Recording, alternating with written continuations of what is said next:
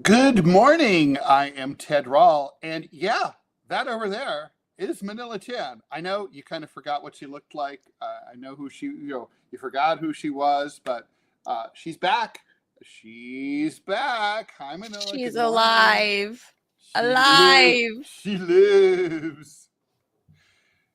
So Barely. Just barely. barely. Yeah, she's just hanging on. So I'm going to do the intros here and read the headlines, and we're so Manila's voice is like a rare earth mineral that we have to conserve as much as possible throughout this show, and we're going to do that. So but she's here, so that's good. And also, I want to just thank Robbie West for having filled in and doing yeoman's Yes, work thank over the you. last almost 2 weeks.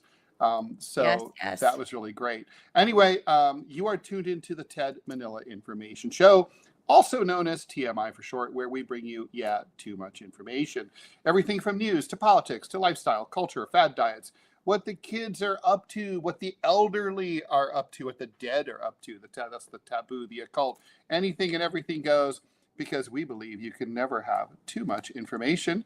If you are looking for that straight-laced, button-down news program, as I've been saying, you might not enjoy the show, but stick around anyway because we need as many viewers as we can possibly get. It's stuff Yes. you want to hear about, and maybe some stuff you never knew you needed to know. And hopefully, and probably, and almost certainly, and so far we will have a few laughs along the way. We are here live every Monday through Friday at 10 a.m. Eastern Time. Please be sure to like and follow the show on Rumble and on YouTube. You can subscribe and follow on both of them. On Rumble, there's a way to support financially, and please do that. You can only do that while we're on the air, so I like to bring it up at the beginning of the show. And the Ted Manila Information Show starts now. And welcome back to the Jaws. No more cultural appropriation. Manila's back, so she's the keeper of the Jaws. And we are going to be talking, today's topic is TikTok's days are numbered. It's December 17th. Are they? Apparently, maybe, probably, possibly. We will see. It all comes down to the Supreme Court of the United States of America. Today's December 17th. The deadline for them to either shut down or sell themselves to an American company with approval from the DOJ is in just 2 days and 1 month from now, on January 19th, the day before the inauguration. So that is, we're going to be talking all about that, the First Amendment implications and the business implications and so on. So a lot there. So let's do the headlines. If you're game, are you game? Let's roll. All right. The German Parliament accepted Chancellor Olaf Scholz's invitation to withdraw its confidence in him. I love the way that's phrased. And its government on Monday. Can I take back my confidence, Ted? Can I take back my confidence in you? I accept your lack of confidence in me. In fact, I want you to accept. It's very strange. Anyway, this clears the way for an early election on February 23rd, necessitated by the collapse of his government. Manila, as I've been saying for quite some time, we should have an explainer sometime.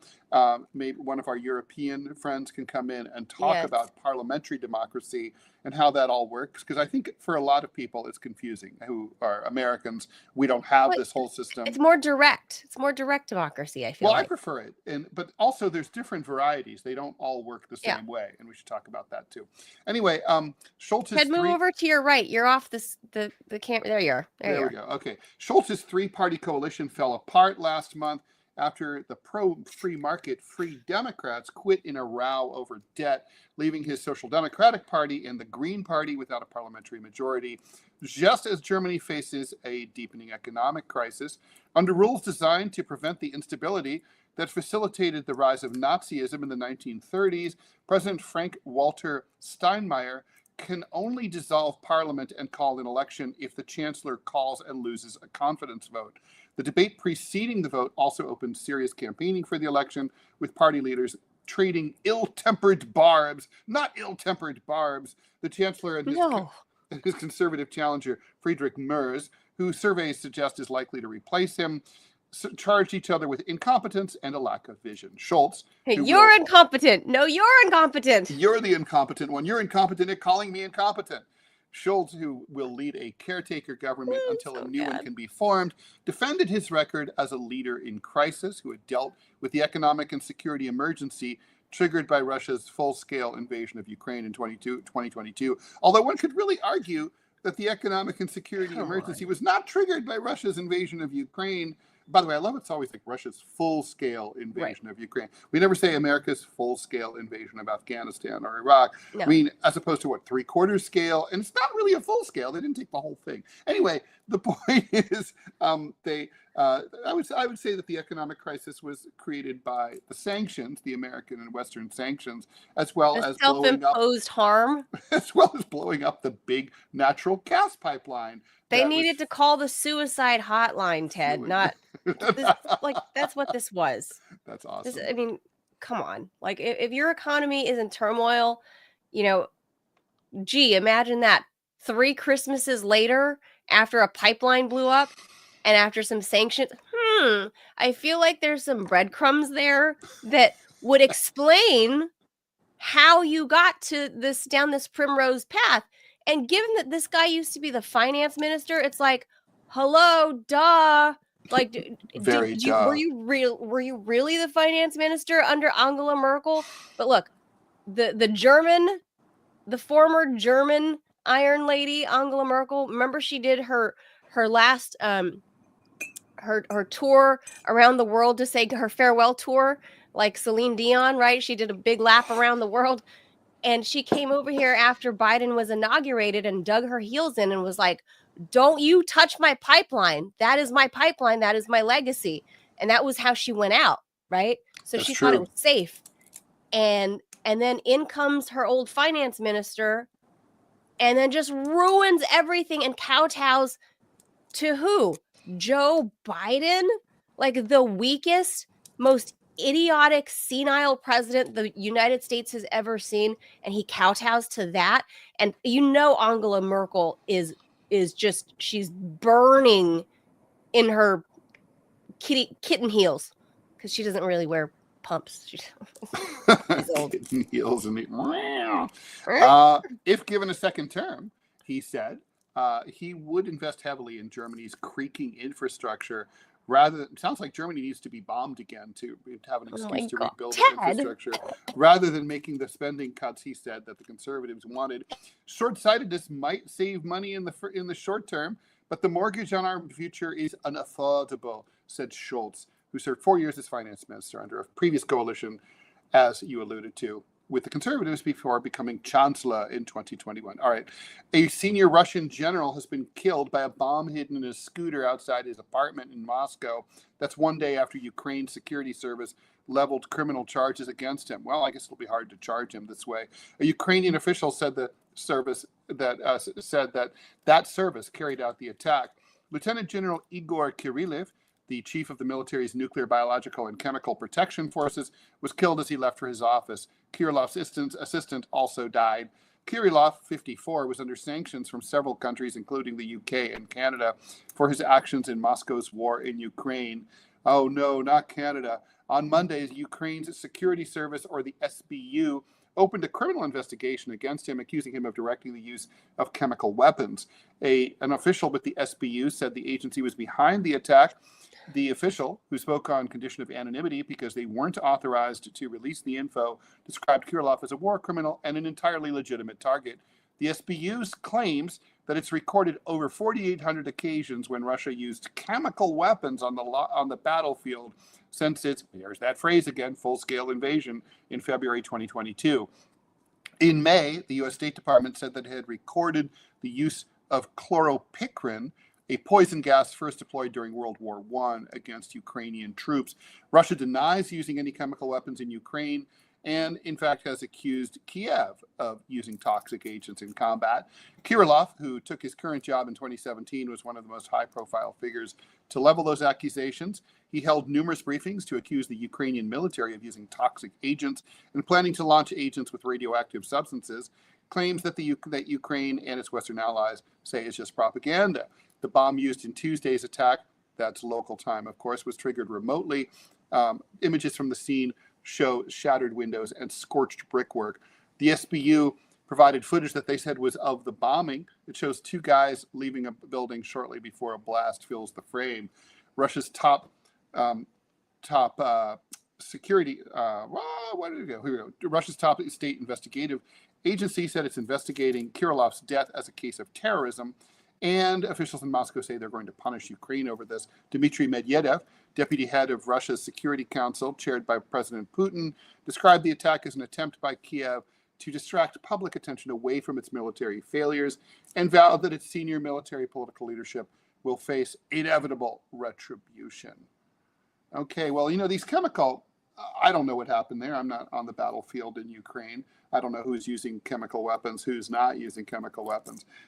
So, could all be true, could none of it be true. But I tend to take these reports with a little bit of a grain of salt after all the reports, first of all, of Saddam Hussein allegedly using chemical weapons against his, quote unquote, his own people, the Kurds, which should say, look, basically what really happens there was that they were firing rockets over Kurdish areas that fell short. That were actually during the Iran-Iraq war. Ironically, this was what they don't mention is that he was our bitch at that time, right? Saddam Hussein was on the U.S. side, and the U.S. encouraged him to fire at Iran, and those shells fell short and hit Kurdish areas. And then the Bashar al-Assad accusations, which basically have been debunked, about Assad's supposed use of chemical weapons in Syria, but there's really zero evidence that ever happened. So it's kind of like on the other hand, we do know that the U.S. used chemical weapons in Fallujah, like phosphorus,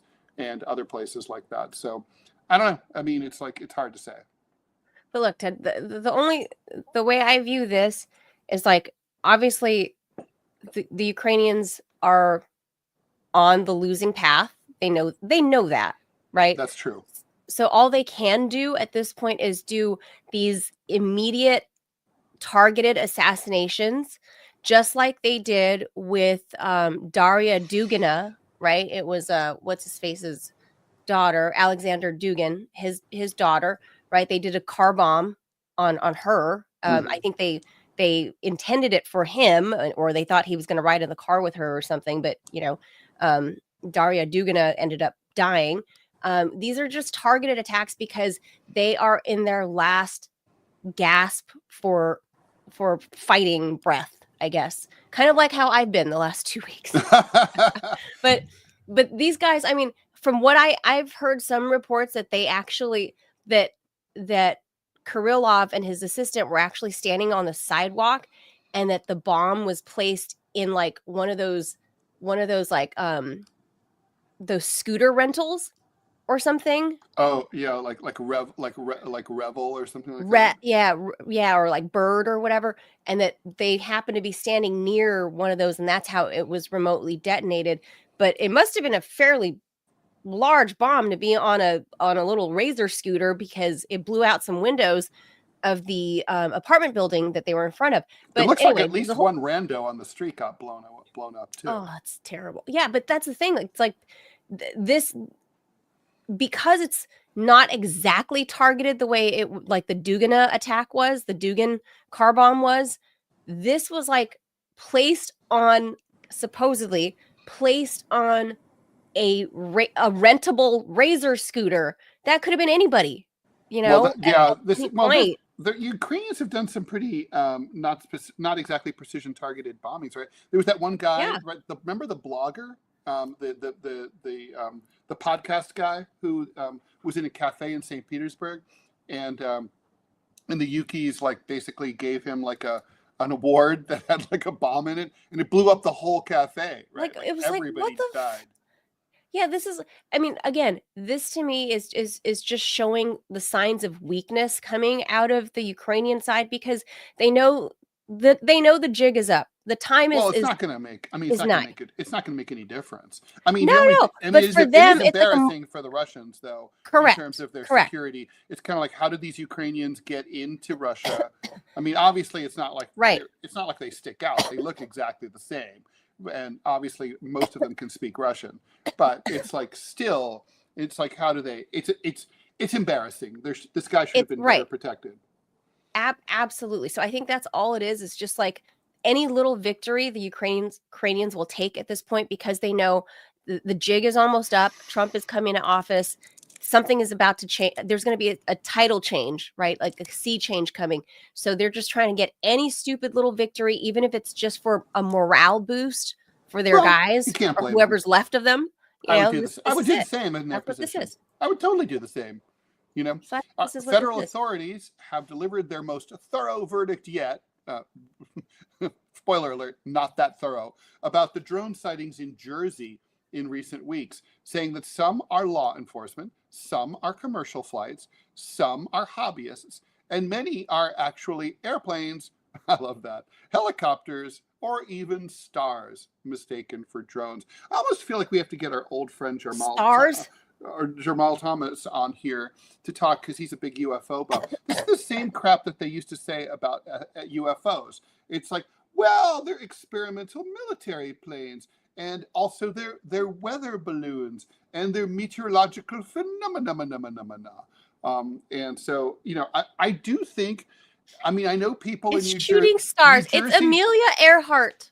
New Jersey does have legalized marijuana and cannabis, so it's possible that people would have their sense of perception altered a little bit. But I think even a stoner can tell the difference between an airplane and a drone. Yes. Okay. Yes. It's just, I personally, I don't know what to make of this stuff yet, but one thing I will say, and I'm willing to bet, is that it is not the Chinese, it is not the Iranians, no, and it's not the Russians. No, so not. Ergo, Canadians, Americans. I do blame Justin Trudeau, that fucker. All right. Yeah. Let's just blame Trudeau. The statement came from the FBI, the Department of Homeland Security, the Defense Department, and the FAA. They had to group source this statement. It came after the Fed said that they had deployed drone detecting technology, I guess better a month late than never, and trained visual observers, in other words, people with eyes, to get to the bottom of the mysterious flights, which had captivated residents and in some cases sparked fear among them. Even former Governor Chris Christie had one over his house. We have not identified anything anomalous and do not assess the activity to date to present a national security or public safety risk over the civilian airspace in New Jersey or other states in the Northeast, the agencies said. They did confirm drone sightings over military bases, something that officials had downplayed last week, but said, no worries, we don't care, it's fine. Such sightings near or over DoD installations are not new, the agency said. Local commanders are actively engaged. I think we have a different understanding of the word actively, to ensure there are appropriate detection and mitigation measures in place. It's a military base. You have guns. Shoot them down. The sightings started a month ago in New Jersey, but have since spread to other states, including the most important state of them all, New York, and Pennsylvania. Officials say they expect more drone sightings as the number of devices in public hands rises. They aren't. This is ridiculous, right? We can just abolish our military completely now. They're not doing anything. They're worthless. Ted, over the weekend, the former governor of Maryland, Larry Hogan, he himself reported seeing these mini drones hovering around his neighborhood. So I don't know if this is like one of these 1950s mass hysteria, like, it's a drone, Iranian drone, everything is an Iranian drone. And this harkens back to like 2 years ago, right? Of like the Chinese, hot air balloon or spy balloon or whatever we were calling it. And like, just nobody, like at this point, I think it's just mass hysteria because everybody owns drones. Even I own like a small drone, but I can't actually operate it because of the proximity of where I live to the White House. Like there's literally like, and I can't imagine. Well, apparently that's not an issue. There's a wall. There's a wall here. I can't fly it. Apparently restricted military airspace is no problem. You can totally fly that right through the White House window and have it like. No, I've tried. I'm within a 10-mile radius of the White House. I have one of these like little stupid little fun, like $200 drones that you Little just like, oh look, quadcopter. it's going in the sky. Yeah, just a fun little thing, right? That's like, fits in my hand like two hands like this, right? Oh, okay, not the big And ones. Okay. and so no, just like a fun little, just so I can play, it's like a modern day, like model airplane that somebody would play with. But based on where I live, I can go in one direction a little ways, but if I go in the other direction towards the White House, it hits like this magical clear this wall, a magic wall that it just goes boom and it comes dropping down out of the sky into the yard. Even in my house, I tried it in my house. That White House force field, I mean, it can't be good. It's radiating into my house, Ted. So how come we don't have that kind of protection if they're so worried? Why isn't there that kind of protection across New Jersey's military installations or wherever, they're developing these weapons in New Jersey? Why doesn't it have the same kind of force field, the energy field that the White House operates within this 10-mile radius? I can't Well, operate my stupid little $200 drone. maybe this is the beginning of rapprochement when Trump takes over in January. Maybe he can ask Putin for some help with, like, the Russians are very, very famous for their anti-drone technology. They have Yeah, all that's sorts of jammers that make them fall out of the sky, or they can grab control of them and steal them for themselves and reprogram them. So maybe Putin can say, like, all right, we'll hook you up, and then you won't, you'll keep the We'll get you Garden some State drone safe. tech. Yes. I mean, I'm sorry. I know it's funny, but it's actually not funny, because what this really means is that the United States really is not protected. Our military is a paper tiger. The Pentagon is a joke. Every dime Agreed. that goes to spend it is worthless. I keep going back to 9/11. When that started, there was not a single plane up in the sky to guard the 48 contiguous states of the United States. I compare that to, for example, I had a friend. He flew from Kyrgyzstan to Tehran. He was an Iranian guy. He was going back for the first time since the revolution. And we'd been in Central Asia together. And Jay gets on the plane, and this is like a shitty Kyrgyzstan air flight. And the pilot comes on and says, "We have a problem. The landing gear is not going to deploy. So we're going to have they're going to foam the runway at Tehran, and we're going to do a crash landing into the foam. So we're going to train everybody how to do it." Then the pilot comes back on and says, "Tehran has refused permission to land in Tehran. They just refurbished the airport, and they don't want us to fuck it up by blowing up our plane, there. So they're saying, get the fuck out of our airspace." Jay looks out the window, and at that moment sees an Iranian MiG right off the wing. Like, he can see the pilot, like, motioning to the pilot, "Follow me," right? And on the other side, there's another, so Iran, they guard their airspace, right?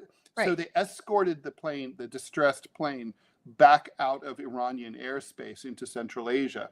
And then, from that point on, they had to return to Bishkek. And that's a whole different, well, I can tell the story. I mean, it's actually a great story. The pilot came on and said, "Look, Bishkek doesn't have foam. We're all going to die today. So I'm going to circle and burn off as much fuel as possible. But we're going to come in, and this plane is going to disintegrate." This is a 1958 Tupolev 154 from the Soviet Union. It's like, we're all dead. So people are like, parents are like crying, and children are screaming, and people are saying goodbye to their kids, and like, we'll see you in the afterlife and all this. And things get real quiet. The plane comes in, and he sees, because it's Central Asia, there's not much precipitation ever. He sees all this emergency equipment lined up along the, like fire trucks from all over Central Asia have responded to the crisis and are lined up by the runway. Basically, he's like, we're going to be the fireball. They come in, and just about a few thousand feet before they hit the runway, there's this hard jolt from turbulence. And the pilot comes on, and he goes, "Oh my God, that knocked down the landing gear. We're making a normal landing at Bishkek. What? So they landed.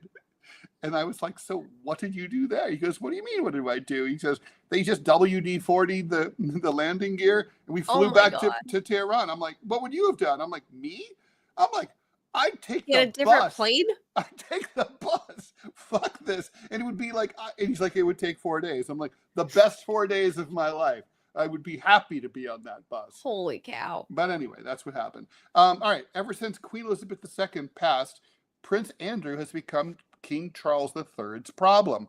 The monarch's younger brother has been one headache after another, but his latest scandal might impact Charles's legacy if the royal family doesn't address the situation swiftly. The Duke of York reportedly has business ties to a Chinese national who's accused of being a spy, according to the BBC. The 50-year-old dude, publicly known only as H6, has been banned from the UK, but not before the alleged spy was attempting to leverage Prince Andrew's influence. What influence does Prince Andrew have? Anyway, even though Prince Andrew is no longer a working royal, he is still presenting problems for King Charles. Now the Daily Mail is investigating whether the problematic friend of Andrew's is also the person who's supplying funds for him to stay in Royal Lodge. King Charles recently cut off his brother's yearly allowance and security detail that he was paying out of his personal accounts. Andrew suddenly found a source of income that was reportedly verified by Sir Michael Stevens, the keeper of the privy purse, as coming from legitimate sources, as per the London Times. For King Charles, he doesn't know how to punish his brother. All avenues have been utilized at this point. Every sanction that can be imposed has been, but you can't divorce or fire your brother from being your brother, a palace insider tells the Daily Mail. There will always be a bond of blood, and all families often have difficult relatives to deal with. Not all of them are, perverts, however. Yes. Of course, it is understood that it looks bad for the entire family, but that is because of one individual. Yeah, duh. It appears to be quite a frightening situation, or I should say frightful. The alleged secret agent reportedly had access to Buckingham Palace twice, as well as St. James Palace and Windsor Castle, according to the UK outlet. It's an international crisis that had been weighing heavily on King Charles's legacy because he's had feuds, health battles, and Andrew's baggage ever since he took the throne. The scandal is likely to affect Prince Andrew's invitation. In fact, I know that's already been revoked to the royal family's annual Christmas walk at Sandringham. Not the annual Christmas walk at Sandringham. He has stood by Andrew for many years, but everybody has their limits. I can't see the king wanting to walk to church with someone who was friends with a Chinese spy. So Andrew's gonna get a sack of coal in his stocking, is what it sounds like. Well, he'd have to show up to. I don't think he's gonna get a stocking at all. Oh, at all. Like, okay. It's strange. I mean, I don't know. It's kind of like, I don't even understand how this whole works with all these different budgets that these royals have.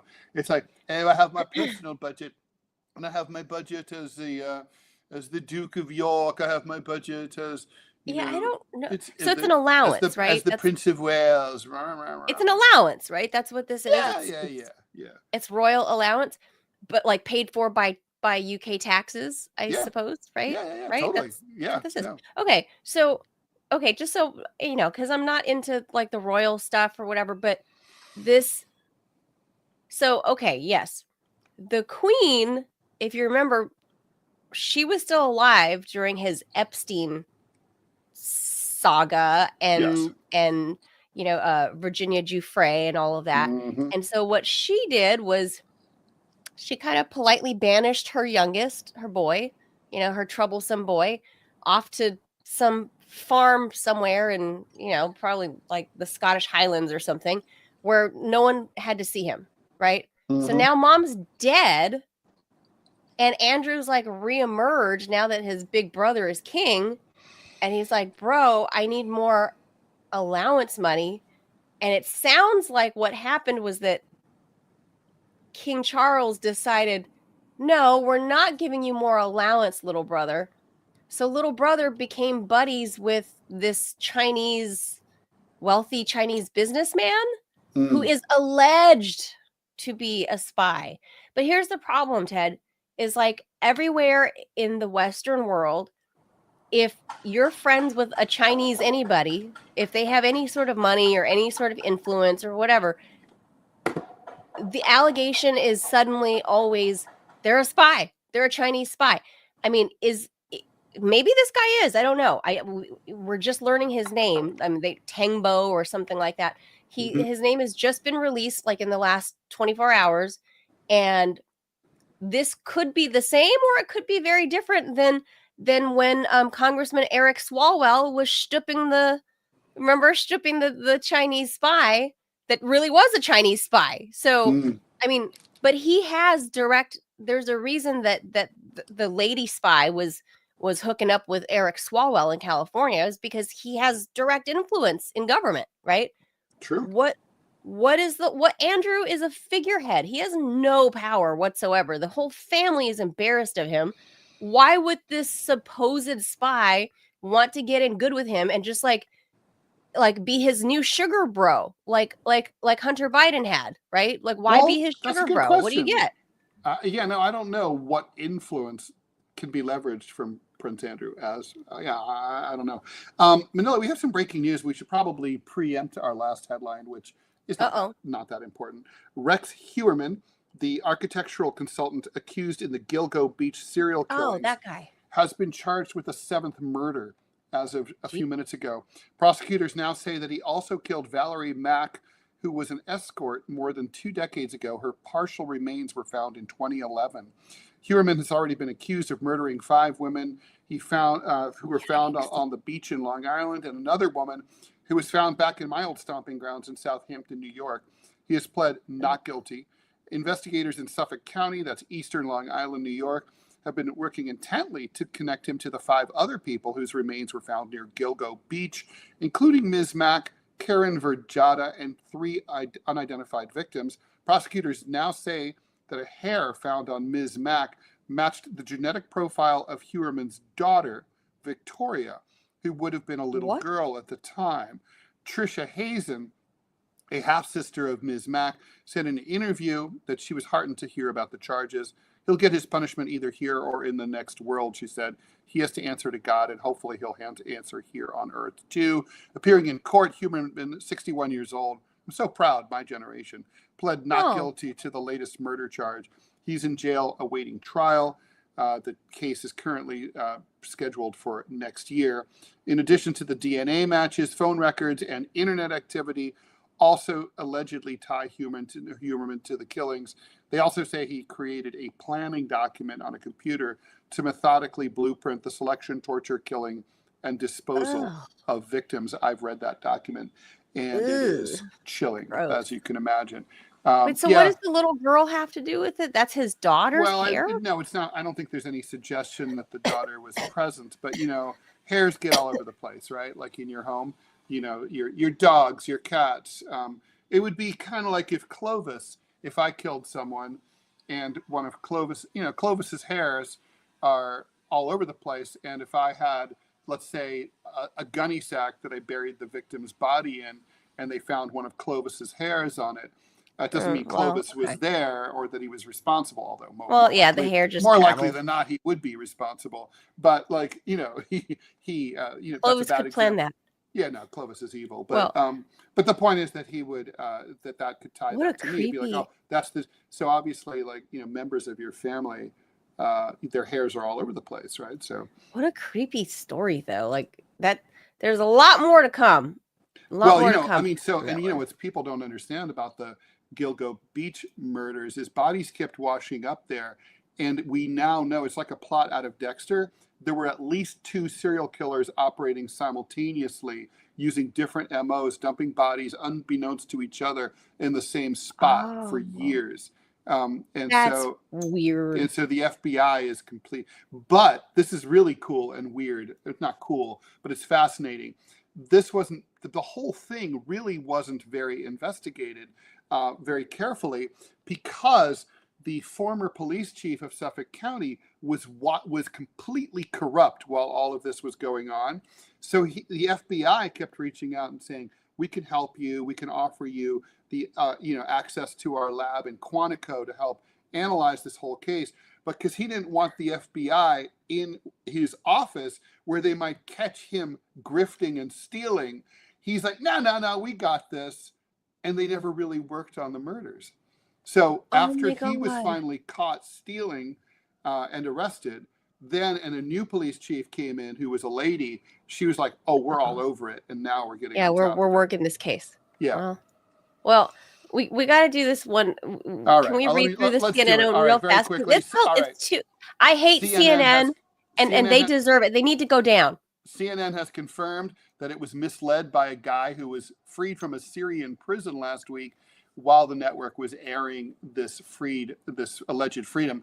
During a TV package filmed on Wednesday, CNN viewers saw Chief Foreign Correspondent Clarissa Ward, as well as a security guard who was a member of the rebel forces who overthrew Bashar al-Assad. And they found a guy who seemed to have been locked away in a prison cell, forgotten for years. The man, hidden under a blanket, was given water, told he was free to go, and walked out of the prison, gripping Ward's arm. So heartwarming. The man identified himself during the segment as a civilian named Adel Gerbal, who was taken by the intelligence service from his home 3 months ago and then interrogated. He seemed to be overwhelmed with emotion when told that Assad's government had fallen. Well, he had reason to be, but the network reported on Monday that the man's name is really Salama Mohammed Salama, and that he served as lieutenant in the Assad regime's Air Force Intelligence Directorate. Oopsie! CNN was given a photo of the guy, confirmed his identity with facial recognition software, the network reports. While the man appears to have been imprisoned, that part's true, it's unclear how or why he ended up in the Damascus prison. In prison for those 20 minutes that they had to set up this shot. And CNN has not been able to reestablish contact with him. The CNN found the guy while scouring the prison for Austin Tice, the American journalist who was abducted while reporting in Syria back in 2012.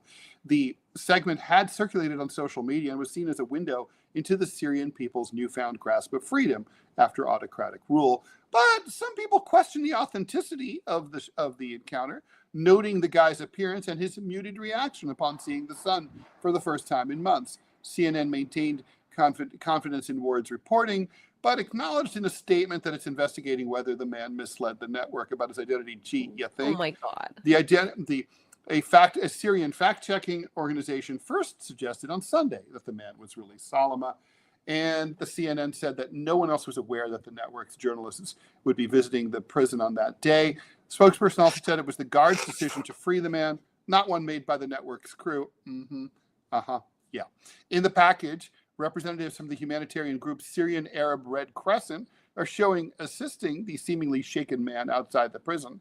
The organization posted on X on December 13th that the man was discovered without identification and reunited with a relative in the capital of Damascus.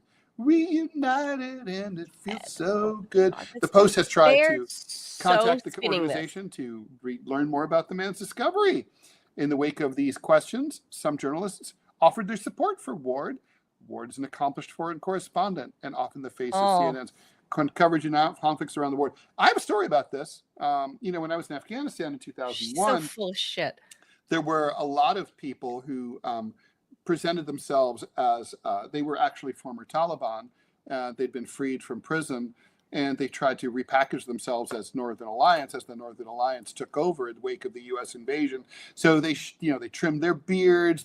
They jumped on top of that traditional Afghan hat, the pakul, which was made famous by Shah Muhammad and by Mahmoud. And it was like, anyway, the point is completely ridiculous. And there were all these American reporters who were taken in by these kind of bullshitters. It happens all the time. This is about like when you're trying to tart up when you parachute into a war zone, you don't know anything about it. You're relying on local fixers who are just trying to show you a good time and show you get you a good story and give you some razzmatazz. And you're an idiot, and you basically go along with it, and you're not paying attention. I mean, these are people who really that's not what this was. She didn't know what she was doing. Well, what do you think? This is not I don't buy this for one fucking hot second. I have been a TV reporter out in the Middle East. I have been a reporter out here in like local. I've been a TV reporter for a very long time. The the moment this was aired live, I was going, what the fuck is this? What is, like, instantly, I could look at it instantly, and I knew this was fucking staged. It was bullshit. There's nobody hiding. It's like a little boy hiding under the blankets, like afraid to come out. And then Clarissa Ward's like, hello, hello, is someone there? Hello? Like, get the, this was so You're saying it was just loudly, it was just so fake. it was all over the top staged. As soon as the guy came out, I was again, like, Afghanistan fucking 2001. prisoner? There were all these images that Americans saw of women burning Look their how- burqas, and it was all Ted, fake. look how coiffed and groomed his facial hair is. His fingernails are cleaner than mine. His clothes are in better condition than Clarissa Ward's clothes. Every little bit of that, the moment I saw it, I was like coughing and screaming, going, this is such bullshit. This is completely staged. She is known to be a complete faker. Like, shortly after the October 7 attacks in Israel, she was like, she aired herself like running away, hiding from bombs falling from the sky or whatever. And then I actually saw video footage of other reporters, foreign reporters that were on scene, that walked past her and looked at her on the ground. They're just like walking like doo-doo-doo, and she's acting like, oh, she's on the ground like, oh my God, we're escaping with our lives. Oh my God. She wants to be the dramatic piece of the story. She wants to bring, like, this is such, like, to me, as having been an on the ground reporter, like pounding the pavement, this is such a fucking insult to people like me. It's a fucking insult to people like me that have been held at gunpoint in the Middle East, for real, by gunpoint. It's such a fucking insult when you go and stage this and then try to pass this off as something real. Like, this dude is such like a bad actor. This is like watching one of these like fake B movies, and CNN is never, they're not going to fire her. They're not going to reprimand her. They're not, if anything, she's probably getting a raise, even though this was like the shittiest bit of like B movie acting I've ever seen. This woman is a fucking shyster, and I can't believe this woman has a job. This is multiple times that she's been caught lying and making herself the center of the story. And who knows who this guy is, but this was a fully staged, fully paid for bullshit act, and CNN wanted to act like they were doing something humanitarian. Get the fuck out of here. That's not your job. That's not real. Like, this is why everybody hates mainstream media, and this is why nobody can go back to working for them if you have any bit of a conscience. But if you're Clarissa Ward, that's where you belong. I can't comment on Clarissa Ward because I don't really watch her and I didn't see the segment in question. But I can say that it's certainly normal, especially in foreign war zones, for major American networks to stage and bullshit things to fit their narrative. I mean, in Afghanistan, I was about to say, there were all these images after the U.S. invasion in 2001 of women, taking off their burqas and burning them or whatever. And then what was happening is that American film crews were paying them $500 each to do that. Right. And then they'd run right into the shop next door and buy a new burqa for like $8. And then thank Pocket you. the rest. I upgraded my burqa to a nicer one. See ya, suckers. Right. And their husbands were standing by laughing and counting the money. And I remember also there were scenes where there was nothing going on at the on the front, and there you are, and there's supposed to be a battle, and they need to upload some B-roll, right? So they would pay Northern Alliance guys $500 each. That seemed to be the going rate to fire shells into an empty field. So that dramatic footage, like boom, yes, boom, with the big howitzers. It's like, well, it's like your tax dollars at work. It's all being repurposed. It goes from you to the Pentagon to the Northern Alliance, and then back to CNN in terms of their ratings. It's a beautiful thing. All right, I think we need Jaws. We're done with headlines. Yeah, we're done with headlines. Okay, trying to get back in the saddle here. I know. Well, all right. You're a hard act to follow, even by yourself. All right. Hold on. Here's the Jaws.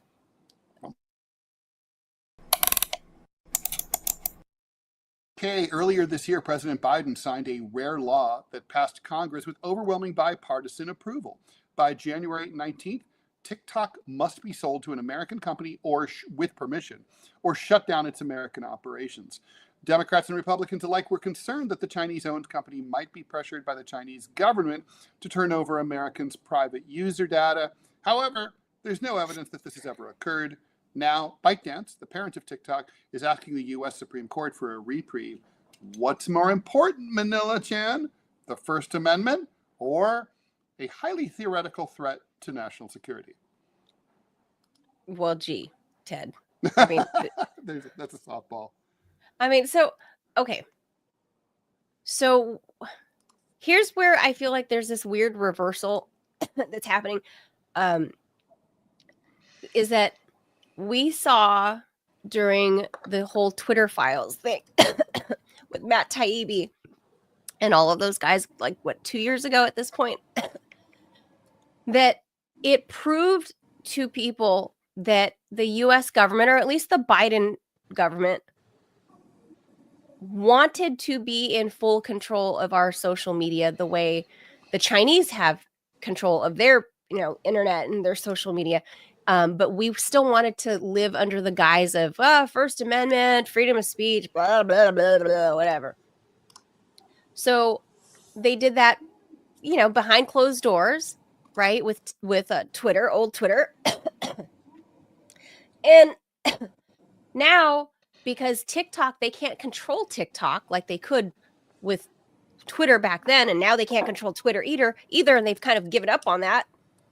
Now they want to control TikTok because that's where all the information is getting out about, like, what's really happening in Gaza, what's really happening in Ukraine. Like, all the actual hot takes and videos are showing up on TikTok, and the U.S. government can't control the narrative. That's what this boils down to. That's why they want to force sale it. But the weird thing is, because the deadline happens just before Donald Trump comes to office, I don't know if it can be rescued, because even though Donald Trump is warming up to TikTok, Donald Trump just met with the TikTok CEO at Mar-a-Lago yesterday, that's right. Which is wild. Because if you recall, when he was in office 4 years ago, Donald Trump was the one that initiated this whole anti-TikTok movement to begin with. So I don't know what to make of it at this point, other than Donald Trump has now seen the light and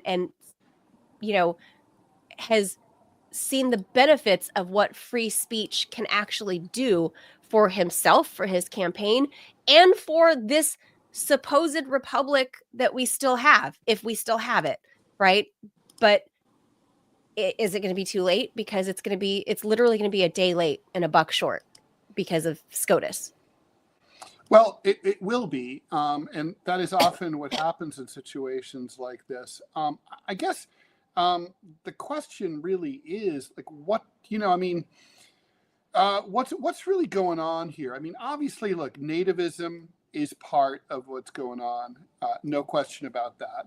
I don't know, Manila, if you had a chance to see the interrogation of the CEO of TikTok with Tom Cotton, who's, totally like one of the biggest assholes ever. But it was so racist. I mean, he's like, so, what countries are you a citizen of? And the guy says, Singapore. What country is your passport from? Singapore. Oh, yeah, of course. And he's like, so are you a citizen of any other country? Nope, just Singapore. Nope. Are you a citizen of China? No. And it's like, are you a member of the Chinese Communist But that Party? name sounds very Chinese. Well, because obviously there are many people with Chinese ancestry all over the world who are not members of the Chinese Communist. But it's kind of like, and he goes, I'm Singaporean. And Tom Cotton just doesn't let up. I mean, It really is like the Army McCarthy hearings. And you can tell, it's so insulting and racist and xenophobic. It's crazy. But more to the point, I guess there's the question of, it's logic, right? If there's a theoretical threat that's powerful enough that it persuaded an overwhelming majority of both Democrats and Republicans in Congress, who heard the evidence or the supposed evidence that they all voted for this, right? And I don't know if they voted for this out of abundance of caution or hysteria or some combination thereof. What's the right move? Do we say you're innocent until proven guilty as a corporation, because corporations are people too, and if and since there's no evidence that they've ever done anything wrong, it's not right to go after them? Or conversely, do we say we're not going to wait till they do something? They could do something. They are theoretically could be in the clutches of the Communist Party. But then there's the bigger question, which is what exactly is the threat? The threat is what? That they would get Americans' private user data, which no doubt everybody, including the Chinese government, already has, right? Everybody has it. The Russians have it. The Chinese have it. The Kazakhs have it. Everybody has it. The French have it. Come on, it's out there. I think it's a weak bullshit excuse. This is kind of like the business version of eminent domain. That's how I view it. This is the Biden government, I would say, partially at the behest of their friendlies like Israel, who don't want all these, videos that show what's really happening out in the world out there. And they can't control it when ByteDance is the parent owner and it's not controlled by an American entity. And the Biden government has shown how much they actually can control the narrative by getting into bed with old Twitter. So I think they seek to get that done here with TikTok, which is now obviously the biggest social media platform in the world presently. And of course, inevitably there's going to be somebody else that's going to come along that's going to be, the next TikTok, the next Facebook, the next whatever. Inevitably, that always happens. But at this point, TikTok is the hot stuff, and that's who they're trying to put the chokehold around. But with the help of Silicon Valley, which wants they want it too. They want to get rid of their competition. Of course, right? they have they have a vested financial interest in getting rid of TikTok from the Chinese, and hopefully maybe one of their own, or maybe they put together a panel of like these rich Silicon Valley guys to buy it, right? Because then they can monetize off of it. But to me, this is just like with eminent domain. I think it's wrong. They haven't done anything wrong. You haven't proven that they've done anything wrong. How can you force a company to sell their IP? This is their intellectual property. This is their product. How can you force them to sell their baby over nothing? Like there's no evidence. And let me just play this quick soundbite of Donald Trump when they asked him about TikTok. I mean, I guess this happened just a few hours ago after he'd already met with the TikTok guy, or no? Yeah, after he met with the TikTok guy. So I don't know if there's executive action that can come into play on January 20 or what, but let's hear Donald Trump. President Trump, do you have to stop the ban on TikTok next month? Who? How do you plan to stop the ban on TikTok next month? We'll take a look at TikTok. I have a warm spot in my heart for TikTok because I won youth by 34 points. And there are those that say that TikTok has something to do with that. Now, Joe Rogan did, and some of the other people that were recommended by my son Barron, he knew names. I said, who is that? Tell me, who's that? Dad, you got to be kidding. I can't believe you don't know. And I did those interviews, and it was actually sort of cute. Do you want to know the truth? But we did them, and that had an impact. But TikTok had an impact, and so we're taking a look at it. But, we won youth. Republicans are always 30 points down in youth. I don't know why, but we ended up finishing. There was one poll that showed us down about 30. We were 35 or 36 points up with young people. So I have a little bit of a warm spot in my heart, I'll be honest. Yes, President. This is a recap call more than. Everything's always about him personally. It's so funny, right? Like, it's totally like It's totally like if there was some controversy involving rutabagas. If Trump liked rutabagas, it Right. would change everything. If he didn't like rutabagas, it'd be like no.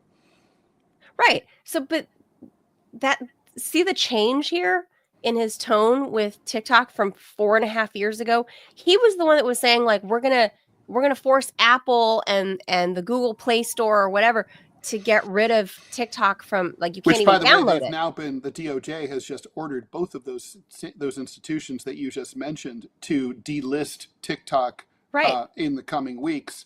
There doesn't. I mean, obviously, we don't know what's going on behind the scenes, but there doesn't seem to be TikTok's strategy. Does not seem to be. They don't seem to have a plan B to do a sale. They seem to be No. ready to let it go under, and they're counting on SCOTUS. I don't think SCOTUS is going to be there for them. The federal appeals court already turned them down, and generally speaking, whenever there's any kind of concern about national security, no matter how half baked, the Supreme Court tends to go along with it, and they think that that's a government prerogative. If there's I mean, the other thing is it a national? Here's a question. Let's say TikTok did exactly what is feared here, that they turned over all the Americans' private user data over to the CCP. Okay, is that a national security threat? In the same way that, say, you wouldn't want, the classic example is you wouldn't want like Northrop Grumman to be sold to the Chinese government or to a Chinese entity because of national security concerns. That's a defense contractor. Is this a national security concern? Right. Having I don't know the user answer to that. data. I don't know. I don't I don't feel I like mean, it's a national security. I think it's like something you wouldn't want to threat. have happen, but I don't know that it really threatens, national security of the United States. No, I mean, unless you're The court looking would have at, to I don't determine know, that. Joe Biden's personal, TikTok account to see that the president likes to watch ice cream videos and cats. Like, I mean, Right. how is any of this a national security threat? I mean, everybody's stuff is available if you use the internet, your personal information is already available on the dark web to thieves and crooks that want it. Every single Why did one of them. Congress overwhelmingly support this in a bipartisan fashion? That's the weird part that I can't seem to I mean, understand. basically, they all came out of other these than this they being a all came out of the corporate coup. briefings like, we can't talk about these briefings that we got, but basically they all voted for it. I just wonder if it's basically like the political calculus is, we don't gain anything by voting against it, and we look strong on national Right. security by voting for it. TikTok doesn't have any We have to jobs in seem my unified. district. I don't care. You know what I mean? There's Right. It's nothing to them. Yeah, it's nothing to lose for them. So why not maybe show like a unified Congress on something? But why? There's nothing to gain and nothing to lose for them. So for them, it's kind of like a wash, I think. But I think there's somewhere in there is by design the deep state that wants the power over narrative shaping. That is the inherent value of TikTok. It's not the fucking user data. Everybody's user data is available on the dark web right now. If I had $200, I could go get information on whoever I want right now, right? It's not that. The inherent value of TikTok is shaping narratives and minds. That's the value of TikTok. And because, as Donald Trump alluded to, saying how his, he was able to utilize TikTok to his advantage this time and gain a lot of the youth vote that he didn't have, the last 2 times around. It was all thanks to TikTok.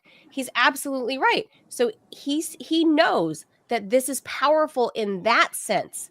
TikTok is very powerful among the young people, and there's a shit ton of money to be made in TikTok. So obviously Silicon Valley wants their fingers in it because they can either eliminate the competition or they can just buy the competition and be part of it. And then the deep state wants control because it shapes politics. Donald Trump's victory, a lot of it had to come, I would say, is attributable to TikTok shaping the youth vote. A lot of the youth vote that that even though Kamala Harris dumped boatloads of money into TikTok schemes and whatever, nothing came of it. Donald Trump's was an organic thing. So it shows the power of TikTok in that sense. And that's why they want to control it. That's why the US government wants an American entity to own it, because they don't like the idea of not being in power or in control of some sort of, technology. It's not like this is some groundbreaking technology. It's 40-second videos. Right. Well, That's the thing is, look, it's a bad look. It's kind of like the sanctions against, Sputnik and RT that put us out of business Yes. from our previous show. It's a bad look. I mean, the United States It's can't shaping narrative. really, but the United States cannot. I mean, look, this is very hardcore censorship, and it's hard for the United States to have any kind of moral high ground when it's talking about censorship overseas, when it does this sort of thing where it shuts down an entire, hugely popular, over 200 million American users Right. social media organization that in many cases is a news organization as Look, well. It's let me it's throw- really, let me throw really, this- it's got some disturbing potential repercussions, Let- and we can't even anticipate all of them. Before we wrap, Ted, I want to Yep. throw in one more thing, Hmm. and because I'm glad you brought up like Sputnik and you brought up RT and all of that. So today, the AP put out this quick little article regarding TikTok. It says TikTok being investigated after suspected meddling in Romania's presidential election. Oh no, not that. Romania. Okay, so As Bucharest goes, so goes the world. So whenever, a former Soviet bloc satellite country veers back closer to the, the fold of Russia, you got to blame somebody else. Of You course, got to blame something. it's and not so the voters. here, now it's TikTok. It's right. It's not that the voters want to go back east. They want to go easterly versus west. So it says here, European Union regulators said Tuesday they're investigating whether TikTok breached the bloc's digital rule book by failing to deal with the risk to Romania's presidential election, which has been thrown into turmoil over allegations of electoral violations and Russian meddling. Always with the Russian meddling. The European Commission It's the is old Russians who escalating. live down by the mill. Always. Yes, always meddling, is escalating its scrutiny of the popular video sharing platform after Romania's top court canceled results of the first round of voting that resulted in an unknown far-right candidate becoming the front runner. So they didn't like that some unknown far-right, unfamous guy was the front runner. That's they awesome. Canceled it and are blaming the Russians and blaming TikTok. So now you're blaming simultaneously the Chinese, you're blaming CCP and the Russians. Because why? Because they don't like the results of democracy? Okay, so the court made its unprecedented decision after authorities in the EU and NATO member country declassified documents alleging Moscow organized a sprawling social media campaign to promote the long-shot candidate Calin Georgescu. Quote, following serious indications, the foreign actors interfered in the Romanian presidential elections by using TikTok. We are now thoroughly investigating whether TikTok has violated the Digital Services Act by failing to tackle such risks, says the European Commission President Ursula von der Leyen in a press release. So now you're hearing you're hearing EU countries, you're hearing NATO countries following in the Biden administration's last dying gasp, like I have right now, of trying to rid the world of TikTok because the scourge of truth and democracy can be seen on TikTok. And nobody in Democracy West, nobody in the Democratic West wants that, Ted. You got to kill democracy to save it. That's kill what they it in say. the cradle. And I'm Kill it going in to the kill cradle. this. I'm going to kill this show before your voice dies. So I'm Yes. killing this episode. Here we go. All right, everybody. Before Manila croaks on the air, you got to subscribe to the TMI show, both on Rumble and on YouTube. On Rumble, if you're cheap and poor, please subscribe. But you don't have to pay. If you want to become a supporter on Locals or whatever, please become a $5 a month monthly subscriber. Makes a huge difference to us. It helps us justify continuing to do this and grow the show and see if we can make any money out of it. So far, the money has trickled in. It's really been literally pennies, but we are hoping that changes. If you're enjoying what you see and you find value in what we're doing, please help us to continue our work. We're completely independent and reliant on you. So if you like it and you want it to keep going, you got to support it. You got to put a ring on it. Click on that button right before the Rumble chat to help support the show. We'd like to thank Putinbot Gaming for his huge support, moderating the chat, filling in for Manila. Go check out his gaming channel, he's also known as Robbie West. And that's pretty much it. Help support independent news and content creators. We will be back tomorrow at 10 o'clock Eastern time. That's on Monday through Friday. As always, we still have 3 more full days of broadcast throughout the week. Manila, I'm ordering you to take it easy today. I am. You should have listened to me. I'm only 50% pneumonia. You should have listened to me and Robbie when you first got this shit, and we told you your doctor sucked. But now, I know. I mean, but I was like dying. Like they suck. This last doctor was great. I mean, you got just what a world of difference. The thing is, you can't. With these lung things, you have to blast them out. You can't do like some kind of like lame shit. That's not what happened with me. That's not that. I don't know what the plan was from on their end, but it was, man, the pain. Forget about it. Like this is me. 50% pneumonia, I would say. They say there's still pneumonia left over at the bottom left lobe of my lung, and then some pleurisy still left over on the right side of my lung. So there's like my two different lungs have 2 different things wrong with them. They're balancing each other out. 2 wrongs make a right. That's right. So, well, it's enough. You don't really feel right from pneumonia for months. I mean, trust really? me, I know. I've never had it.